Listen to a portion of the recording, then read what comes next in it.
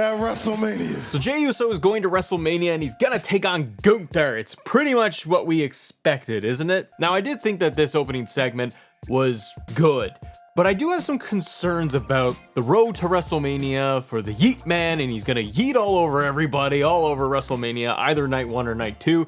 I do have some concerns because this segment, while it was good, you had Jey doing the whole introduction as he normally does. He's yeeting to everybody, and then you have Gunther interrupt the entrance and attack him. Now, we saw Jey Uso go to SmackDown. He talked to Cody Rhodes and said, hey, we could face each other. And honestly, I kind of feel like Jey versus Cody would have been a more interesting story, maybe. But I get what they're trying to do here. You've had Jey try to go up against Gunther so many times and he has not been successful, and Gunther is still provoking him, and I was just beating the tar out of him. So it makes a lot of sense that Jey, for his character, he needs to overcome the odds and he needs to beat Gunther once and for all, which clearly does feel like that's what's gonna happen here. But what do you think? What do you think they will do to make Jey's road to WrestleMania interesting? So I thought it did a good job to solidify this. Jey then says, all right, good, like, I'm coming for you now. Like, I'm going for you, WrestleMania. One thing I want to highlight though, and this has come up like online, you see it everywhere. I've seen it in comments here. People saying, yeah, like I'm happy for Jey and I love it. And others saying, like, I don't want this and this shouldn't have been the main event. Like, why would WWE surprise us with Jey Uso? I watched a little clip of Triple H on WWE's channel, and they were doing his like week, following Triple H for a week, and then he gets to Royal Rumble. And there was like one little moment in there. Triple H is backstage, he's got the headphones on for the Royal Rumble, and when Jey won the Rumble, they have the crowd doing the yeet with Jey. Triple H is on the headset and he's like, get a shot of the crowd, look at all the people, something to that effect, where it came across as like, look at the amount of people that are doing Jey's thing, that are invested in him. And what we have seen from Triple H over the last couple of years now, at least from what he says, is that he will listen to the crowd and he will listen to what the fans are saying, that if this is their person, if this is their guy, then they are going to go in that direction. And they kind of let the fans, to a degree, kind of lead the way as to what they want to see. I think the thing that you and I have to understand is that Jey and WWE, it's beyond us. Like, we little tiny crumb of the audience, the global audience. People go to the arenas and you got 10, 15,000 people, and then you got stadiums filled with people, and they're doing Jey's chant. Now, is it very heavy on the entrance for 10 minutes, like a concert? Yeah, but the fans love it and they react to it and they love Jey. And Jey's got a really great story, but I think that that is something that we as the fans have to recognize, is that there's a much bigger audience here, that when Jey Uso comes out, he is the guy. He is the most popular guy. He gets the biggest crowd reactions. He's got the drone shots and the whole 9 yards. Anyways, I hope they can tell a compelling story going to WrestleMania. We'll see. I don't want to go through everything from Monday Night Raw, but I do want to highlight just some of the main things, at least that stood out for me. Another one is going to be the women's tag team match.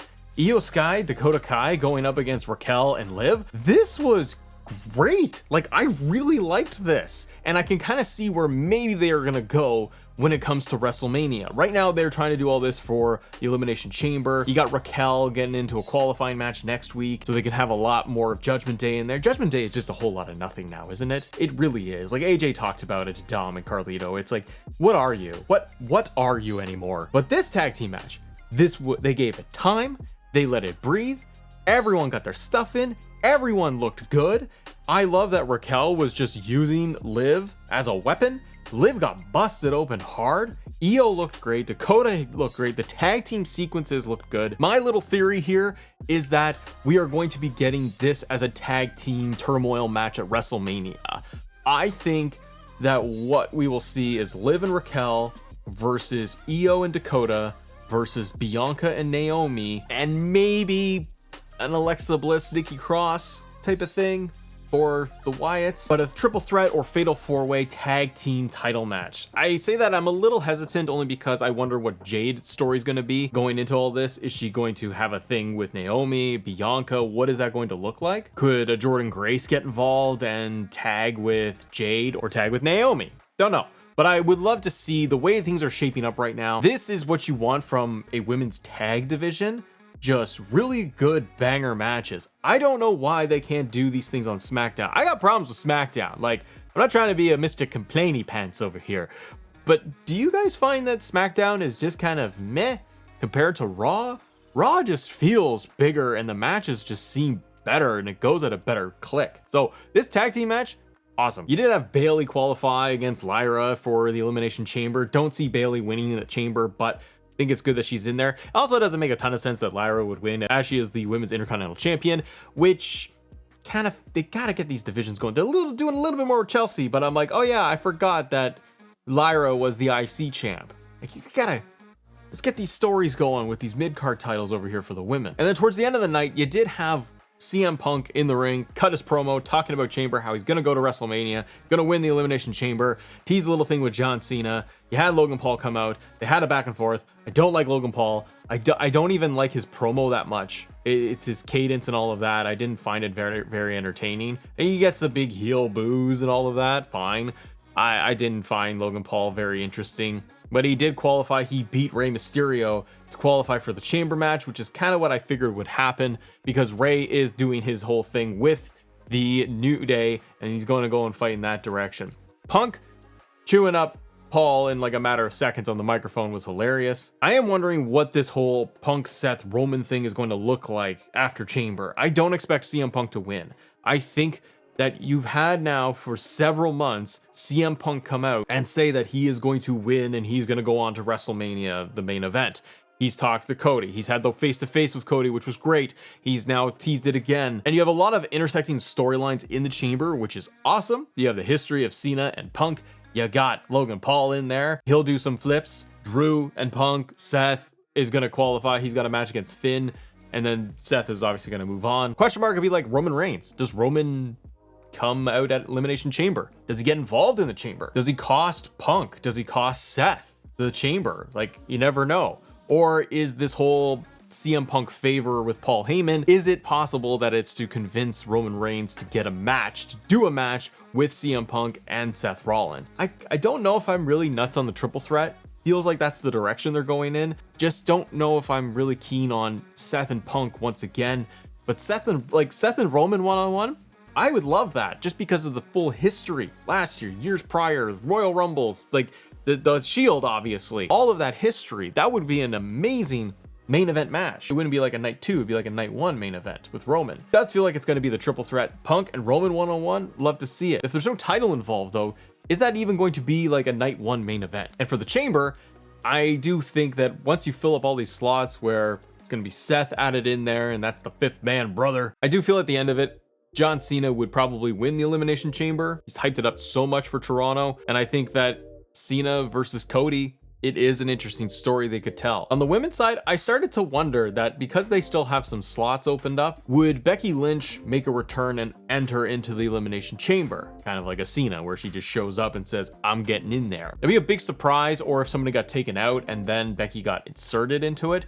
Becky, we have heard, at least online, that she's re-signed with WWE, and it's just a matter of time. They didn't bring her out before Royal Rumble. They didn't bring her out at the Royal Rumble, probably because it was a lot of big stars and you don't want to overdo it. I could see them doing something where you bring Becky out as a surprise entrance for the Elimination Chamber. Would she win and then you're going to get Rhea versus Becky? Probably not. They also announced that the Raw after Elimination Chamber, it's going to be Rhea versus Io one-on-one, Rhea giving her that match. I started to wonder, would you really have Io Sky lose to Rhea just to lose to Rhea? Because again, they could have her lose and she can go and do the tag team stuff with Dakota, because again, this match they had on Raw, I loved it, but I think there's been a lot of fan hype behind Io Sky. Would they possibly have Io win and beat Rhea for the title on Raw? A huge shocking moment. And then you have Rhea doing something completely different away from the title. Maybe it is getting a rematch with Io at WrestleMania. Maybe it's a multi-woman match because of the winner of the Elimination Chamber. If that's like Bianca Belair or a Becky Lynch or someone else. Because it does feel like Charlotte is going to go after Tiffany. That seems like the likely story to tell over there. And the other tease they had on Raw, and I don't know if this would be a WrestleMania match, Chamber match, But AJ Styles versus Braun Breaker, they had a little moment backstage staring at each other. Braun's got the belt. They could easily just do this at Elimination Chamber and maybe do a series of matches, but AJ versus Braun, you know, I could see them trying to do that and build that for WrestleMania.